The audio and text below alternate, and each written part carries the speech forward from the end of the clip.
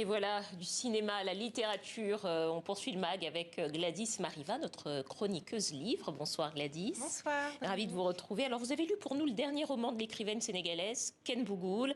C'est intitulé Le Trio Bleu, c'est paru aux éditions Présence Africaine. Et alors de quoi ça parle? Alors, du rêve de Gora, un jeune Sénégalais orphelin qui a quitté son pays avec dans l'idée de gagner assez d'argent pour se construire une belle villa au pays et de s'y installer avec sa belle qu'il aime, donc son amour de jeunesse, Jojo.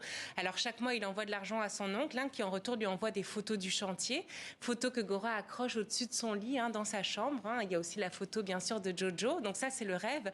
Mais au départ, Ken Bougoul nous raconte plutôt la catastrophe, en fait, à la fois de ce qui se passe au Sénégal, où il y a eu un véritable effondrement, en fait, des valeurs. Elle nous décrit la mendicité, le chômage, la perte de l'espoir de la jeunesse.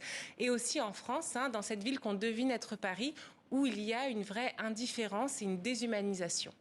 Et c'est qui ce trio bleu alors qui donne son titre au livre? Alors il y a Gora que je viens de vous présenter, puis il y a aussi François, donc un Auvergnat que Gora rencontre dans une agence d'intérim, et enfin Souleymane qui est donc le voisin de Gora, un jeune homme qui vient probablement de Syrie, qui parle très peu et qui passe son temps à lire de la poésie, à dire de la poésie et à couper des oiseaux en papier. Alors peu à peu, on devine que ces trois hommes sont des êtres brisés.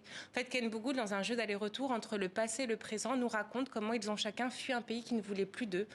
Comment Gora, par exemple, a traversé donc le Sahara et la Méditerranée. Comment le jeune Souleymane a fui la guerre, l'horreur.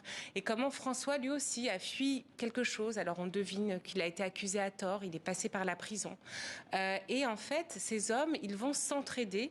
Ils vont sur la route. Ils ont perdu foi en l'humanité. Ils ont vu aussi comment, alors c'est ce qu'elle appelle le système pervers, Ken Bougoul, peut détruire les hommes, et surtout comment ce qu'elle appelle les langues déliées, donc un mot qui revient tout le temps dans le roman, ont en fait détruit la vie de Gora. C'est langue déliée qu'il a fui quand il est parti du Sénégal et qui l'attendent à son retour, où rien ne va se passer comme prévu. Bon alors quand on vous écoute Gladys, on a quand même le sentiment que c'est un roman assez sombre, qui met en scène des personnages avec des destins tragiques finalement. Est-ce qu'il y a autre chose? Est-ce qu'il y a de la beauté, de la poésie, de l'humour, du rire? C'est sûr. Alors c'est vrai, quand on voit la couverture, on se dit qu'il y a de la beauté. Alors il y en a, mais c'est vrai que d'abord Ken Bougoul est très sombre.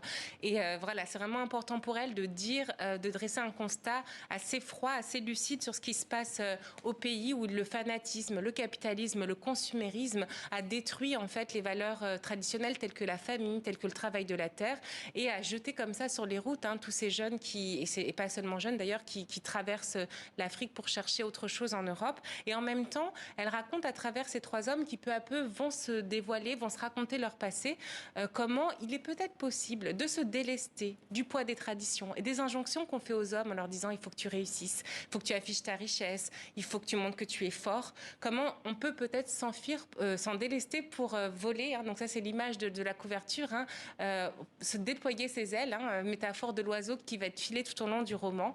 Je trouve ça intéressant parce que ça se voit aussi dans son écriture qui mêle le lyrisme et la critique sociale, et c'est intéressant encore parce que Ken Bougoul, qu'on connaît surtout pour ses romans assez féministes, et ben là elle nous parle de masculinité et elle nous parle d'amitié entre les hommes. Et de liberté. Merci beaucoup Gladys Mariva. Je rappelle le titre de ce roman, Le Trio Bleu de Ken Bougoul, aux éditions Présence Africaine. Merci à vous.